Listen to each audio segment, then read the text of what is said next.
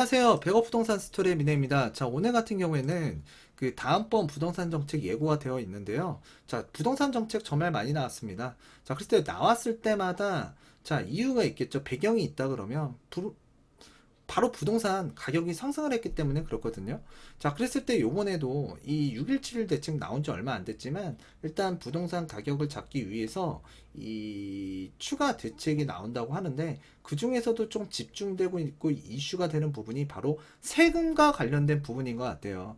그래서 이제 세금과 관련된 부분을 좀 강화시키기 위해서 해외 국가들의 이제 조세 체계를 좀 연구를 했다고 하는데 그 중에서도 일단 많이 거론되고 또 연구했다라는 나라들이 보게 되면 뭐 프랑스나 영국, 네덜란드, 자 독일 그래서 이제 유럽 국가들을 좀 많이 본 것 같고요. 그랬을 때 이제 독일 같은 경우에는 우리나라에서 또 법률을 또 추진하고 있는 게 있죠. 바로 임대차 3법. 그래서 이제 임대차 3법을 거론할 때 독일 이야기를 간간히 하게 되는데 자 독일 같은 경우에는 지난 10년간 전세가라든가 그 주택 가격이 상승을 했다라고 보시면 될 것 같아요. 그래서 이제 정책이 나왔을 때 꼭 성공한다라는 보장도 없고요. 자, 부동산 대책 지금 계속 나오잖아요. 성공했으면 뭐 안 나왔겠죠. 안 나왔을 만한 법도 있었을 거고요. 자, 그렇지만 실패했기 때문에 부동산 정책이 계속 나왔다라고 보시면 될 것 같은데요. 일단은 그 부동산 정책 이게 뭐 아직까지는 완성형이 아니다 이렇게 얘기할 수도 있겠지만 지금까지 봤을 때에는 부작용이 더 컸다라고 보시면 될 것 같아요. 자, 그리고 이제 최근에 그 많이 거론되고 있는 나라가 있습니다. 바로 유럽도 아니고요. 자, 동남아 국가 그 중에서도 이제 말레이 반도 끝에 있는 이 싱가포르라는 도시 국가거든요. 우리나라에 비해서는 면적도 작고 인구도 작고요. 자, 모든 면에서는 조금 약간 작아요. 도시 국가이기 때문에. 자, 그렇지만 1인당 GDP 같은 경우에는 우리나라보다 월등히 높다고 보시면 될 것 같은데, 자, 싱가포르 모델을 많이 이야기하고 있습니다. 자, 싱가포르 같은 경우에는 부동산을 취득할 때, 자, 취득과 그 다음에 이제 보유세, 그 다음에 우리가 부동산을 매매했을 때 양도세. 자, 분명히 우리나라하고는 다른 환경에서 다른 조세 체계를 갖고 있는데 일단 싱가포르 모델을 얘기를 하면서 지금 우리가 조금 강화하려고 하는 보유세 부분이라든가 또 취득세도 좀 강화시키겠다. 자, 그리고 이제 다주택자, 무주택자, 그 다음에 이제 실거주자냐, 아니면 실거주를 하지 않는 주택이냐, 자, 그런 부분에 따라서 이제 조세가, 그러니까 조세 체계를 조금, 차등을 두어서 강화를 시키겠다고 하는데, 사실 이거는 나와봐야, 뚜껑이 열려봐야 아는 거예요. 그런데 이러한 국가들을 연구를 했고, 그러한 모델들을 지금 제시를 하고 있기 때문에 우리가 안 살펴볼 수는 없겠죠. 자, 그래서 싱가포르라는 국가에서 이 조세 체계가 어떻게 운영이 되고 있는지 좀 자세하게 나온 기사 뉴스가 있기 때문에 자, 여러분들과 살펴보도록 하겠고요. 자, 여러분들도 조금 싱가포르라는 나라의 이 조세 체계를 자, 취득과 보유 양도 어떤 부분은 강화가 정말 강화되어 있는 부분도 있고요. 어떤 부분은 조금 열어주고 좀 완화되어 있는 부분도 있거든요. 자, 그랬을 때 우리나라에서는 좀 강력한 것만 좀 뽑아오겠다. 자, 이런 얘기가 나오다 보니까 자, 오늘 같은 경우에도 뉴스에서 그런 부분은 조금 어떻게 보면은 조금 악마의 편집이지 않냐 이런 얘기가 나오고 있어요.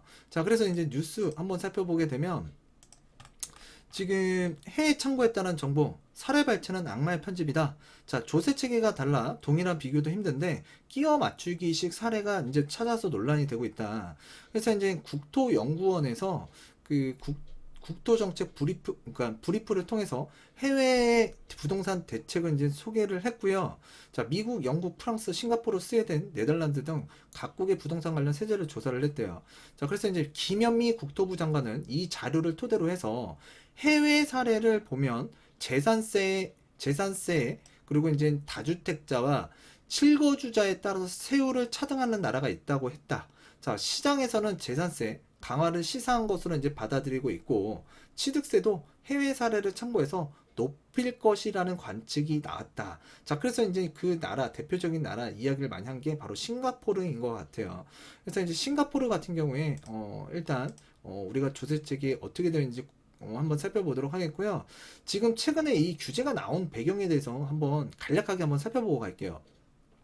지금 현재 대한민국에요. 유동자금이 정말 많이 풀려 있고 또 저금리잖아요. 자, 금리 계속적으로 인하했습니다. 자, 그래서 이제 부동산 지금 현재 우리나라에서 투자를 제일 많이 하는 게 부동산과 주식이거든요.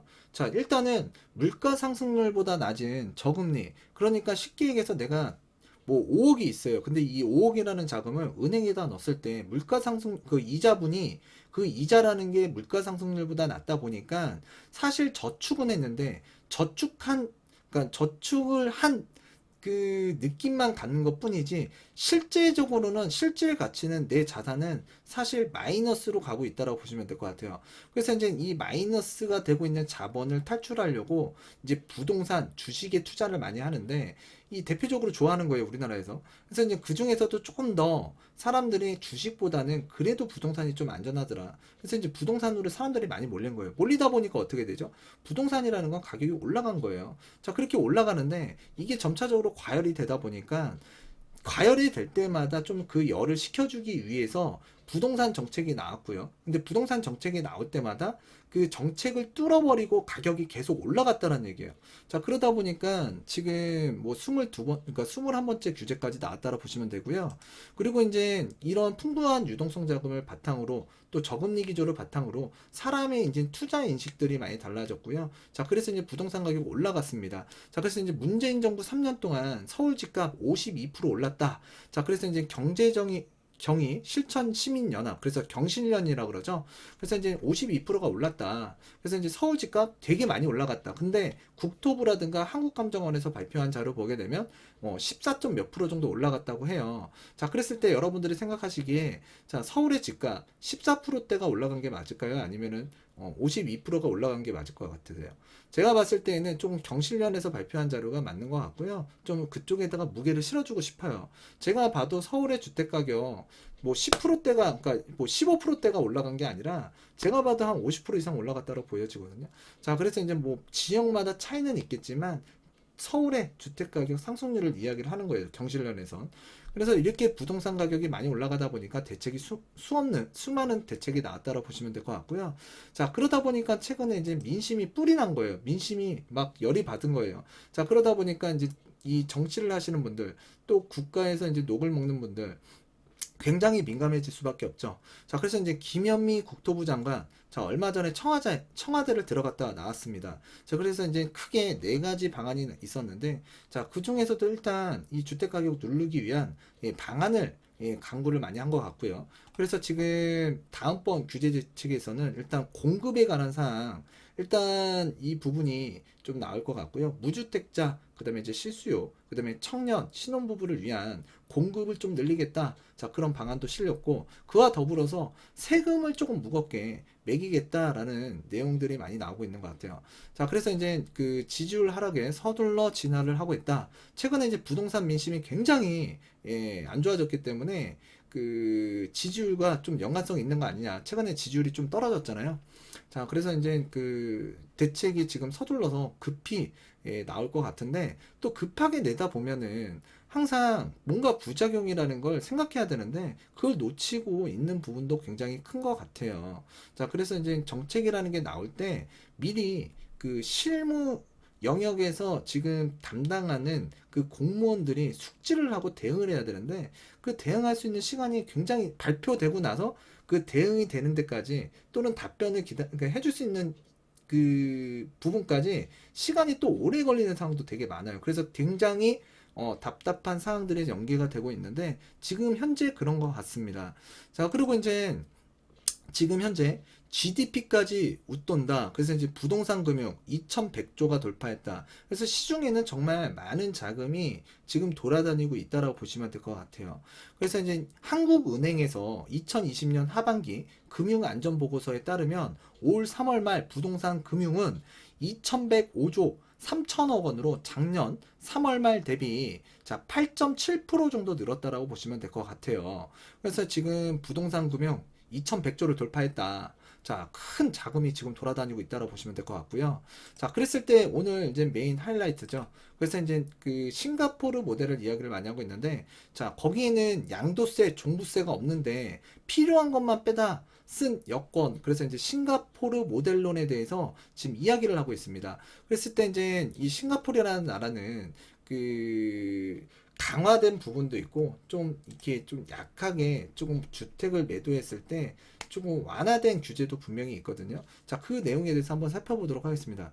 자, 그래서 이제 정세균 국무총리와 이해찬 더불어민주당 대표가 다주택자가 집을 살 경우 취득세를 가중하는 싱가포르 모델을 검토해야 한다고 나서자 부동산 업계에서는 설익은 대책이라고 지적이 나오고 있다. 싱가포르가 그 다주택자의 취득세는 높아요. 다주택자 취득세가 높은 나라가 싱가포르예요. 보유세가 누진적이지 않고 양도소득세가 극히 적은데 이런 조세 정책의 차이는 고려하지 않고 필요한 것만 빼다 쓴다는 비판도 나온다. 자, 그래서 이제 우리나라는 보유세도 굉장히 뭐 재산세도 내고요, 종부세도 내고요. 또 그리고 우리가 그 양도세 같은 경우에도 또 내잖아요.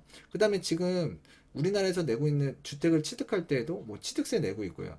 자, 그랬을 때 지금 이 조세 체계가 분명히 싱가포르하고는 다른데 일단 좀 뭔가 필요한 것만 여기서 뽑아왔다. 자, 우리나라 같은 경우에도 그러면 자, 취득하는 단계 굉장히 강화되고 또 보유 단계 보유세 강화시키고 양도세 뭐 중과세까지 하면서 굉장히 강화시켰고 자, 그랬을 때 지금 싱가포르 해외에선 뭐 이런 식으로 하고 있다. 자, 그랬을 때 뭔가 이 필요한 부분만 강력한 것만 갖고 오는 거 아니냐. 자, 그랬을 때 지금 이렇게 갖고 오다 보면은 이렇게 필요한 것만 갖고 오다 보면은 또 다른 부작용이 일어나지 않을까 또 예상이 되는 거죠.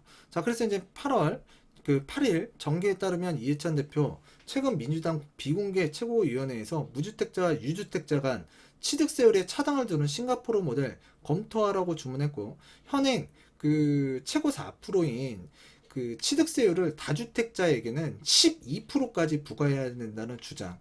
자, 정세균 국무총리가 앞서 열린 고위 당정협에 의해서 취득세 강화 대책을 논의하면서 싱가포르 사례를 언급한 데 따른 것이다 라고 이렇게 뉴스가 나왔어요. 그래서 지금 현재 그 종부세, 양도세 없는 싱가포르 같은 경우에는 좀 이게 약한가 봐요. 자, 보유세는 임대 수익 근거에서 과세한다. 자, 우리나라 같은 경우에는 재산세도 내고요. 그 다음에 종부세도 내고요.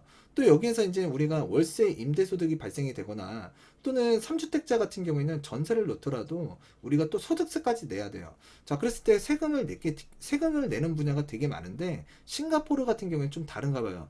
그래서 싱가포르는 매도인에게 양도소득세, 자, 매수인에게는 취득세를 매기는 한국과는 달리 주택을 파는 사람이 거둔 수익에 세금을 매기는 개념은 없다. 자, 기본적으로 3년 이상 보유한 주택을 팔면 집값이 얼마가 올라가더라도 세금을 내지 않는데요. 자, 그러니까 3년 이상만 보유하면 세금을 내지 않는다. 다주택자여도 자, 이 양도세 부분이 없다라는 얘기예요. 다만 투기를 막기 위한 제도로 단기 매도세가 있대요. 그래서 이제 최근에 단기 매도에 관한 사항 얘기 많이 나오잖아요. 그래서 뭐 1년 이내에 팔면 80%, 그 다음에 뭐 2년에서 3년, 그러니까 1년 이상 2년 이내에서 팔면 뭐 70%뭐 이런 식으로 이제 하겠다라는 이야기도 많이 나오고 있는데 일단 싱가포르는 양도세 3년 이상만 보유하면 다주택자든 자, 그 다음에 1주택자든 양도세가 없다. 자, 그리고 또 이제 그 단기 그 투기성 주택을 잡기 위해서 자, 1년 안에 팔면 12%, 자, 보유기간 1년 이상 2년 이내면 8%, 2년에서 3년 이내면 4%를 각각 세금으로 낸대요. 자, 그래서 이제 취득세가 조금 높다. 자, 그래서 이 부분을 우리나라가 조금 인용해서 지금 나온다라는 그 뉴스들이 지금 좀 나왔고요. 자, 반면에 이제 한국에서 1주택자라도 집값이 많이 오르면 양도세를 많이 내는 구조죠. 자, 올해부터는 2년 이상 실거주, 집값이 9억 원 미만 등 조건을 채우지 못하면 1주택자의 양도세 면제 대상에서 제외된다. 자, 그랬을 때 우리나라 같은 경우는 비규제 지역이 있고 조정 대상 지역이 있습니다. 조정 대상 지역 이상 같은 경우에는 일단 2년 실거주해야 되고 2년 보유를 해야 되고 9억 원까지만 비과세를 받을 수 있어요. 9억 원이 초과하는 주택 같은 경우에는 9억 원까지는 비과세, 그 이상은 양도세를 내셔야 되는 구조입니다. 자, 그랬을 때 이제 다주택자였다. 우리나라에서. 그러면 중과되죠. 그래서 중과세. 그래서 2주택자는 뭐 10%가 가산되고요. 3주택자 같은 경우에는 20%가 가산된다고 보시면 돼요. 자, 그래서 시세 차익에 따라서 최고 42% 양도세가 부과되는 자, 대한민국. 그래서 이번 정부 들어서 오래 보유한 주택을 팔 때 세금을 감면해 주던 장기 보유 특별공제도 또 낮췄습니다. 자, 그래서 이제 지금 그런 뉴스들 많이 보셨죠? 자, 지금 세금이 무겁기 때문에 조금 주택, 재고주택 거래할 수 있는 주택이 많이 안 나온다. 그래서 좀 양도세를 완화해줘야 된다. 그래서 주택이 거래가 많아야 일단 주택 가격도 잡힐 수 있다.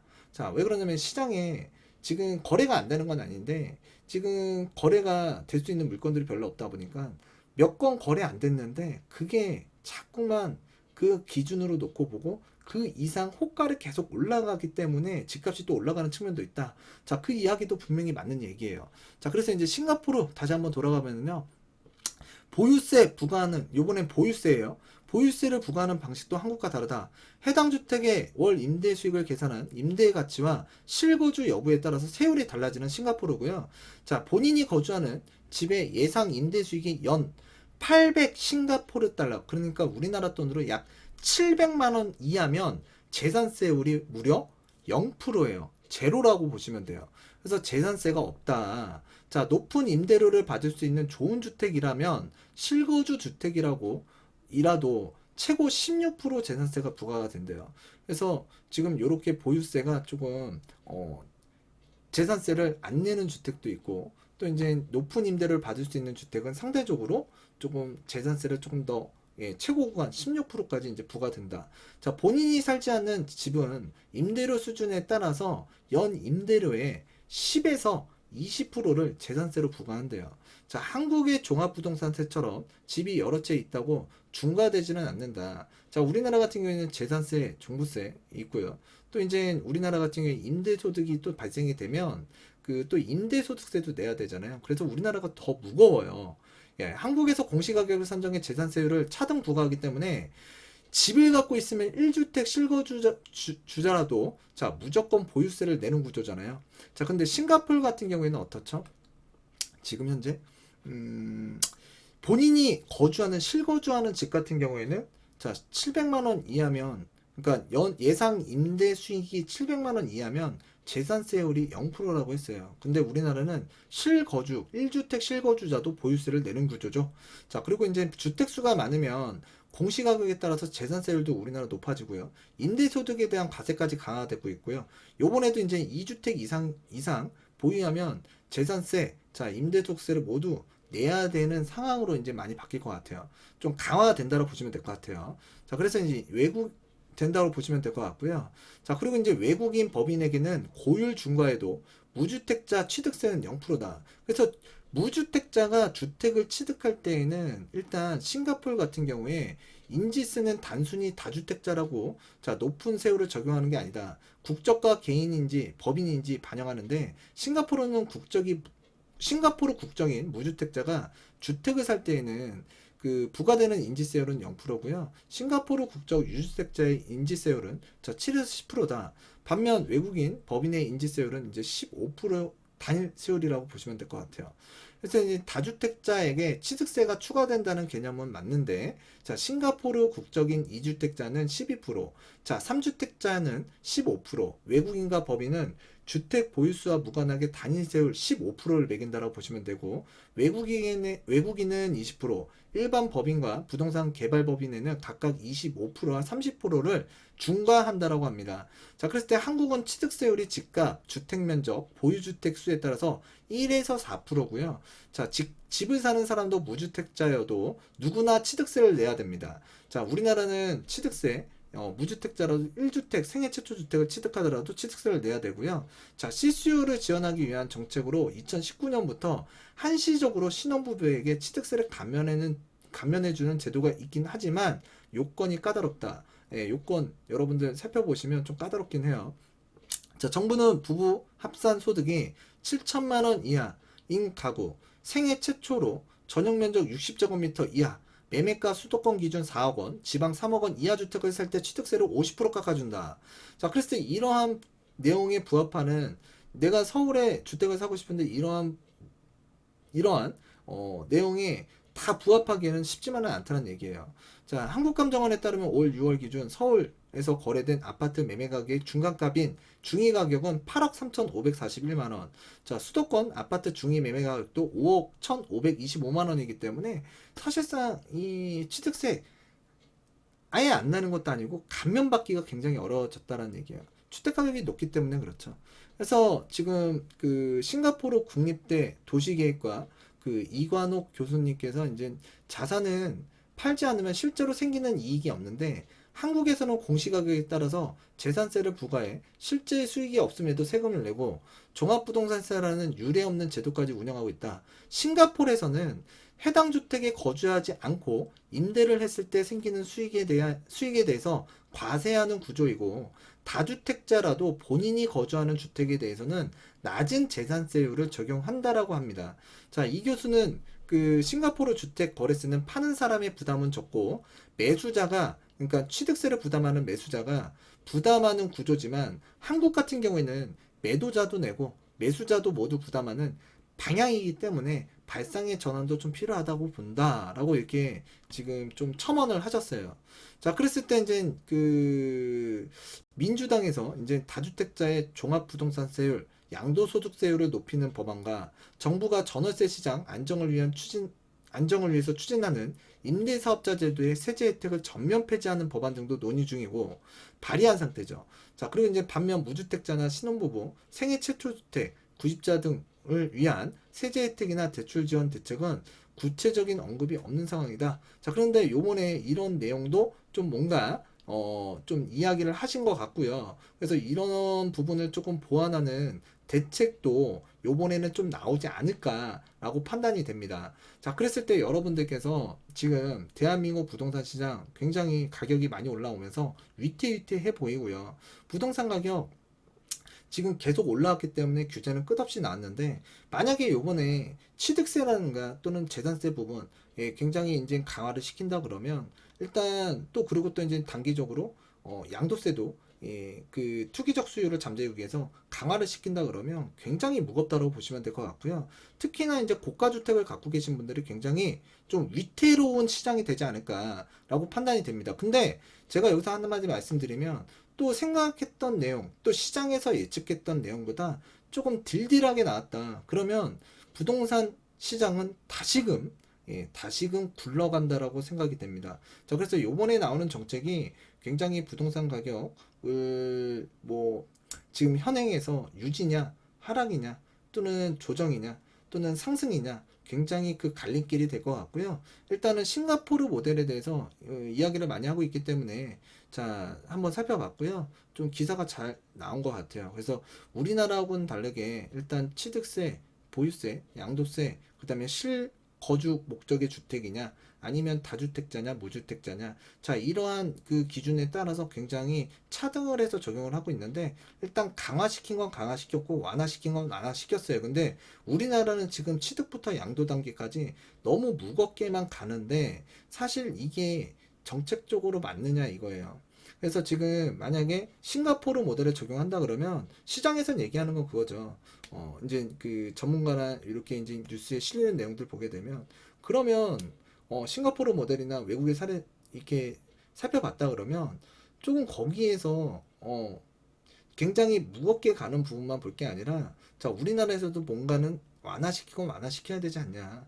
예, 그래서 좀 뭔가 양도세 같은 경우에도 조금 약간 좀 줄여줘야 시장에 좀 주택이 많아지면서 주택 공급이 많아지는 거잖아요. 그래서 주택 공급이 많아지게 되면 자, 주택이라는 그 가격 자체가 또 다른 방향으로 와서 좀 잡힐 수도 있는 부분이거든요. 그래서 좀 그런 부분을 좀 생각했으면 좋겠다라는 차원에서 기사가 나온 것 같고요. 하여튼 여러분들과 이제 오늘 이 내용 한번 살펴봤는데 하여튼 여러분들도 제가 여기 그 유튜브 그 내용을 적는란에 링크를 걸어 드릴 테니까 한번 여러분들도 자세하게 한번 보셨으면 좋겠습니다. 자, 오늘은 이쯤에서 마치도록 하겠고요. 다음 시간에도 유익한 내용으로 다가서는 100억 부동산 스토리의 미래가 되도록 하겠습니다. 감사합니다.